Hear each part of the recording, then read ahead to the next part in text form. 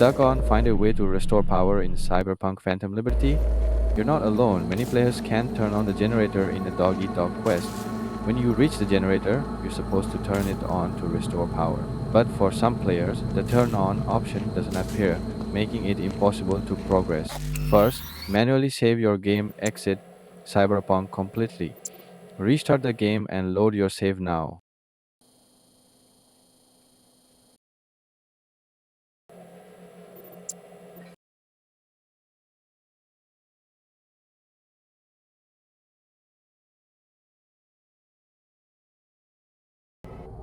Go back to the generator this time.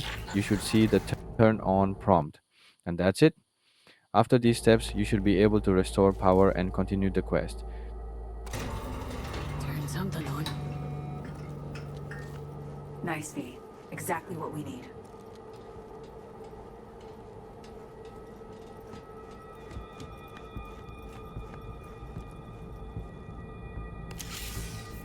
Okay, we're up. Perfect.